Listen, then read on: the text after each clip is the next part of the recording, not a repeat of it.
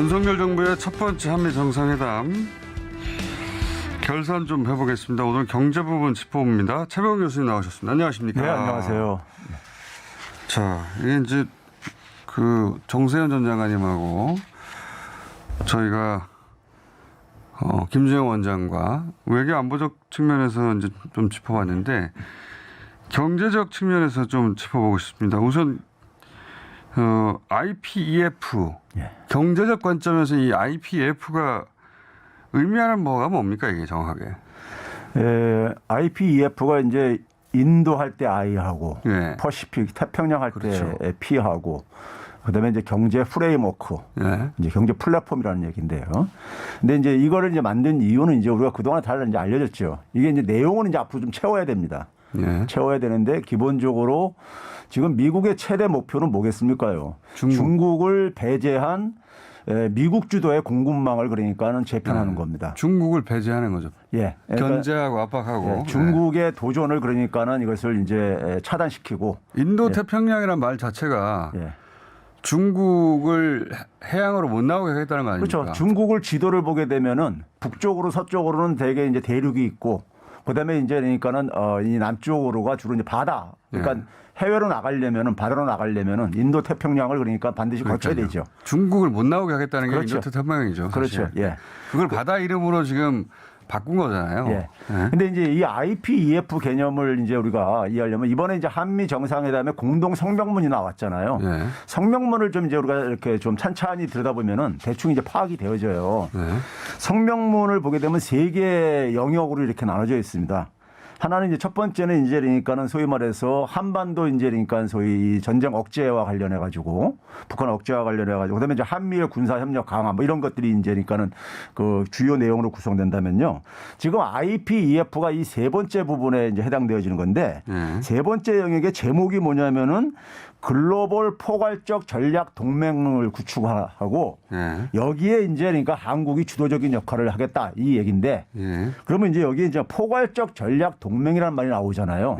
이게 이제 2번 항에서 이 내용이 규정되어져 있어요. 2번 항에서요. 여기서 저도 이번 항 봤는데 여기 핵심 문장이 그거 아닙니까? 양국이 공유하는 민주주의 가치. 예. 그러니까 이번에 이제 핵심적인 것이 그러니까 포괄적인 전략 동맹이라는 것이 작년에 문재인 대통령하고 바이든 대통령 할 때도 이 표현이 나왔었어요. 똑같이 나왔죠. 나왔는데 큰 차이가 이제 발생을 하고 있습니다. 큰 차이가 이제 이번 항에서 이제 그러니까 이게 만들어졌는데 그게 바로 뭐냐면 경제 기술을 이번에 경제 기술 동맹이라는 말이 나오잖아요. 경제 기술을 안보 차원으로 그러니까는 이걸 전환시킨 거예요. 끌어들였죠. 예. 안보라는 것은 미국의 안보하고 한국의 안보는 다를 수밖에 없어요. 다르죠. 다를 수밖에 없는데 이게 이제 미국의 안보 관점에서 한국이 가지고 있는 경제 기술적인 이익을 거기에 그러니까 연결시키겠다는 이 내용을 갖고 있는 겁니다. 한마디로 중국 고립시키는데 한국 써먹겠다는 거 아닙니까? 그렇죠. 그러면 이제 이 내용을 이해하려면요. 우리가 지금 이제 현재 그 경제적인 구조로 가지고 좀 이제 우리가 좀 살펴볼 필요가 있는데요. 요 앞에 제가 잠깐 왜 키워드라고 생각했는지 이 문장을 양국이 공유하는 민주주의 가치, 원칙 이 말이 딱 들어가 있거든요. 이 말이 아무 말도 아닌 것 같지만 사실은 중국을 배제한다는 말이죠. 그렇죠. 그러니까 중국은 민주주의 국가가 아니니까 미국하고 한국 같은 양국만 공유하는 민주주의 가치에 의해서 중국을 배제하고 이 말 아닙니까? 이게? 그렇죠. 바로 치고. 그래서 그 2번 영역과 3번 영역에서 보게 되면요. 그 대전제로 깔려 있는 것이 지금 공장장이 말씀하셨듯이 민주주의와 규칙에 기초한 국제 질서, 민주주의 가치를 가고 그다음에 인권 강조하고요. 그다음에 부패 이런 거 하는 거하고 다 중국을 대상으로 한 거죠. 권위주의. 디지털 권위주의를 또 얘기를 해요. 중국이 굉장히 그런 통제가 가잖아요. 그러니까 이것을 이제 그러니까 하나의 부정적으로 이제 그러니까 규정을 해놓고 모든 문장이 다 중국을 향하고 있어요. 그렇죠. 이것에 위반하는 국가들에 대해서 소위 말해서 그 이 기술에 대한 그러니까 투자라든가 아니면 이제 수출 관리라든가 이런 것을 적용하겠다는 거죠. 그러니까요. 중국과 일하지 마라. 그렇죠. 이거죠. 근데 그 일에 한국 니네가 나서라. 한국이 거기 이제 한국의 이니셔티브를 얘기하는데 한국이 주도적인 역할을 굉장히 높이 평가한다. 이제 이 얘기했는데요. 저도 그래서 이거 읽으면서 미국은 참 좋겠다. 미국이 원하는 게 다 들어있는 거 아닙니까? 그러니까 이제 미국 입장 속에서는 이게 IPEF가 지금 현재 13개 국가가 지금 이제 참여를 이제 의사를 밝혔잖아요. 네. 했는데 아세안 국가가 7개 국가가 지금 참여를 했어요. 네. 그다음에 이제 인도가 있을 게 아닙니까? 네. 나머지는 그러니까 뭐 저기 저 오세아니아 쪽의 국가들하고 일본, 미국 뭐 이 나라들은 기본적으로 이제 그러니까 미국의 저거고. 네. 그랬을 때 이제 결국은 인도하고 아세안 국가가 이제 그러니까 이것을 네. 미국의 의지대로 그러니까 끌어들여야 된단 말이에요. 근데 이제 아세안 국가들하고 인도는 미국과 중국 어느 한 편을 일방적으로 편드는 것을 거부해 왔어요. 근데 한국도 문재인 정부까지는 그랬는데 그렇죠. 한국이 이제 미국 편에 섰으니 그렇죠. 다른 나라들도 일로 오시오 하는 역할을 한국이 하길 바랬고 미국이 그러니까 우리가 문재인 정부에서는 네. IPEF에 참여하는 것을 인도나 아세안 국가들이 많이 원했어요. 예. 한국을 끌어들여 가지고 예. 한국이 좀 균형자 역할을 해주길 원했죠. 해주면은 자기들도 그러니까 좀 이제 입지가 넓어지니까요. 쿼드에서 인도가 그랬듯이 예. 그랬는데 근데 이제 이번에는 이제 그러니까는 그 윤석열 정부에서는 완전히 이제 그러니까는 그 미국이 원하는 방향으로 미국 편에 쓴 거죠. 그렇죠. 제 미국 편에요. 미국 편에 쓰다 보니까는 사실 아세안 국가나 인도 입장 속에서는 사실 한국의 참여가 오히려 부담스럽게 돼버린 거죠. 그렇게 되는 들어와가지고 자신들한테 그러니까는 뭐냐면은 그 미국의 입장을 대신 그러니까는 어쨌든 간에 설파해주는 역할을 이제 그러니까는 요구할 거니까. 우리 국익이 예. 거기에 부합하면 그럴 수도 저는 있다고 그렇죠. 보는데 맞아요. 이렇게 해서 얻어낸 게 뭐가 있냐는 거예요. 그렇죠. 제 질문은 예. 예. 미국이 원하는 거는 다 이제 미국이 관철시키고 갔지 않습니까? 예. 뭐 삼성과 현대차로부터 투자 많이 받았으니까 예. 이번에 중간선거 바이든 입장에서 좋겠죠. 광고할 것도 있고 내가 이렇게 투자 많이 유치했다. 그리고 아이고 한국 대중국 압박 전선에 한국을 잘 앞에 세웠어. 요즘 한국 인기 있잖아. 이렇게 했으니까 바이든은 좋죠. 우리는 뭐가 좋냐는 거죠. 예. 자, 이걸 이제 가게 있었는요. 예. 지금 현재 그러니까는 미국이 가는 거는 뭐냐면은 중국의 이제 그러니까 경제적인 부상을 막겠다는 거 아닙니까? 그렇죠. 그래서 소위 그걸 표현하는 게 공급망 재편이라는 표현을 많이 쓰잖아요. 예. 그러면 이제 이 중국이 지금 원하는 건 뭐냐면은 산업화 시대는 자기들 뒤쳐졌다 이거예요. 예. 그런데 지금 뭐냐면은 21세기에 소위 말해서 이 미래 전략 산업들 디지털 예? 예. 디지털 이 분야, 그다음에 미래차 이런 분야 예. 관련해서는 배터리. 자기들도 선진국형으로 바꾸겠다 이거예요. 예. 이 선진국형이라는 게 뭐냐면요, 가치를 만들어낼 때니까는 설계하고 개발하는 단계가 있고요. 제품을 보게 되면요. 예. 그다음에 생산과 제조하는 단계가 있잖아요. 예. 그다음에 이제 사후 처리하는 과정이 있고요. 선진국은 이걸 다 갖고 있어요. 예. 그래서 반도체 산업을 본다면은 반도체 설계 개발을 그러니까 미국의 인텔, 퀄컴 뭐 이런 회사들이 담당하고 있죠. 네. 그다음에 제조도 하고 그 밑에 보면 다 이제 미국은 다 할 수가 있어요. 네. 할 수 있는데 생산은 미국에 그러니까 인건비가 잘 안 맞는 거예요. 네. 그래서 그 생산 분야를 두 개로 나누죠. 하나는 뭐냐면은 파운드리 분야 해가지고 TSMC가 담당하는 거고. 대만이 최고. 예, 대만이 담당하고 있고. 그다음에 메모리 분야를 그러니까 한국 삼성전자나 SK 그렇죠. 하이닉스가 담당하고 있는 거죠. 예. 이게 생산 분야예요. 예. 이거를 그러니까 이제 뭐냐면은 소위 말해서 그 이 임금이 낮은 나라로 이게 이제 그쪽으로 이제 소위 말 분업을 한 거죠. 예. 했는데 그래 왔는데. 예, 그랬는데 중국이 뭐냐면 이제 이쪽 분야 반도체 산업이라는 게 굉장히 중요한 이제 핵심 산업이다 보니까는 화웨이라는 것이 뭐냐면은 이 반도체 설계 개발 이 분야로 뛰어든 거예요. 예. 그러다 보니까는 이제 선진국형 반도체 산업을 갖겠다 이거예요. 산업 구조 갖겠다 이거죠. 중국 입장에서 그런 욕심 나겠죠. 그렇죠. 거기다가 이제 통신이라든가 인공지능에서도 화웨이가 굉장히 선두주자 중에 하나다 보니까는 예. 그래서 화웨이를 타겟으로 삼았던 거예요. 트럼프 정부에서요. 예.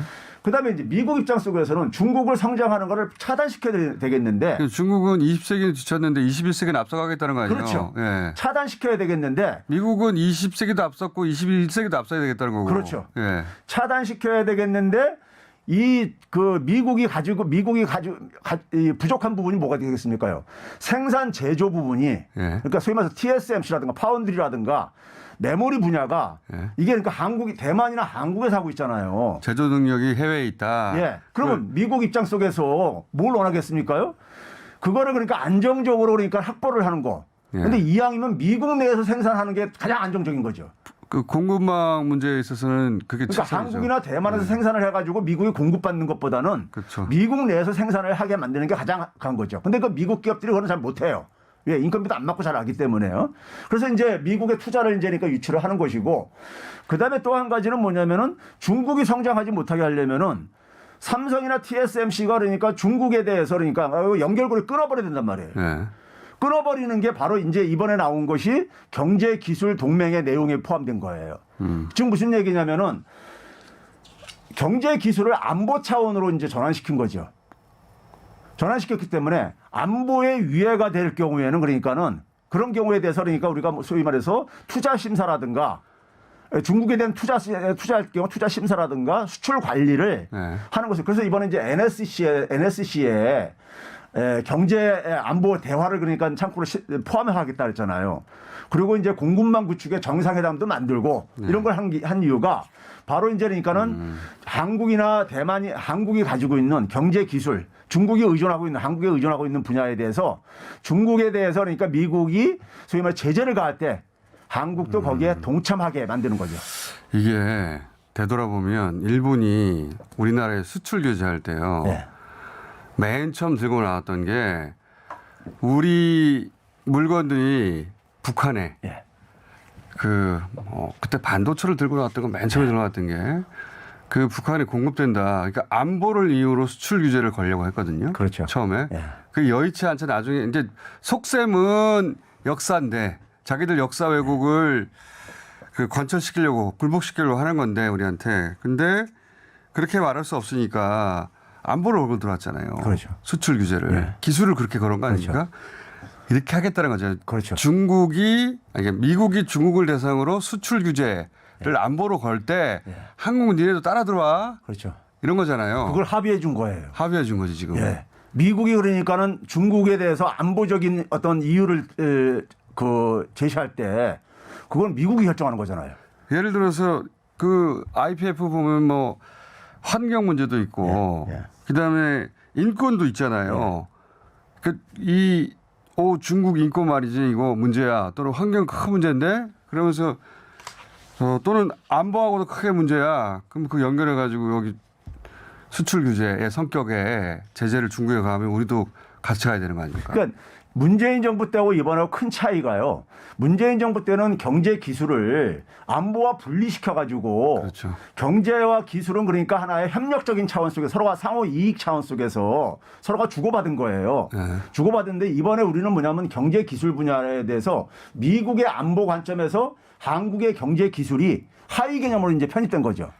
정확한 해석이시라고 봅니다. 예. 정확한 해석이고. 그다음에 이제 IPEF와 관련해 가지고 IPEF와 관련해서 이제 이 세 번째 주제 영역에서 어떤 용어가 나오냐면요. 디지털 권위주의라는 말이 나옵니다.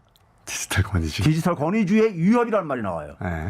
중국이 디지털 권위주의의 위협 국가로 이제 가는 것이 바로 뭘 얘기하냐면은 정보가 그러니까 자유롭게 이렇게 흘러야 되는데 규제한다는 거죠. 중국은 그걸 정부가 개입해서 가잖아요. 통제하고 그러잖아요. 예를 들어서 유튜브 망다든가. 예. 그다음에 이제 통신망에 있어서 보안이라든가 이런 걸 계속해서 그동안에 시비를 걸어왔었잖아요. 화웨이가 가는 거를요. 서방 세계들이 미국을 주도해서요. 그렇죠?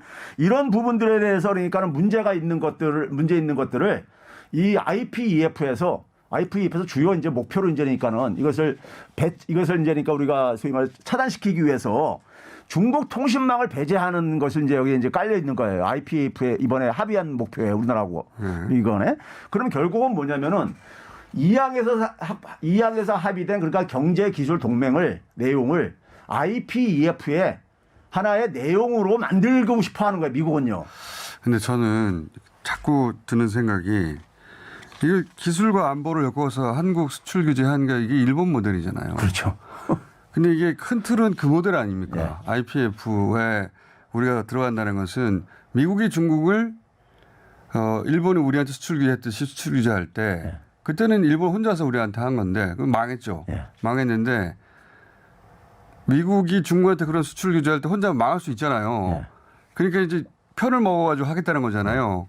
거기 우리를 집어넣은 거 아닙니까? 우리도 좋습니다 하고 들어간 거고요 지금. 근데 이 구상 있잖아요. 기술과 안보를 엮어버리는 거. 일본 구가 발명한 거거든요. 우리 안보실이 이걸 모르고 했을까요? 그러니까 이게 경제 기술을 안보화시켜버린 건데, 안보화시킨 건데, 이거는 몰라서 했다기보다 제가 볼 때는요. 모른다면 이건 국가 경영 능력에 심각한 하자가 있는 거죠. 근데 제가 볼 땐 그 정도는 아니라고 보고요. 알고서 한 것이다. 예. 근데 이제 교수님 오늘 1편이니까요. 예. 아니 더 많아. 이게 경제 관련. 이게 한국 경제, 한국 기업과 산업과 경제에 미치는 영향이 굉장히 막대합니다. 그러니까 굉장히 근본적인 변화가 있기 때문에 저희가 연속으로 지금 다뤄보려고 하니까 내일도 시간 빼주시고요. 저 오늘은 1부만 하고 왜냐하면 또 다음 순서가 있거든요. 알겠습니다. 내일도 시간 빼주세요. 예. 최백은 교수님이었습니다. 네.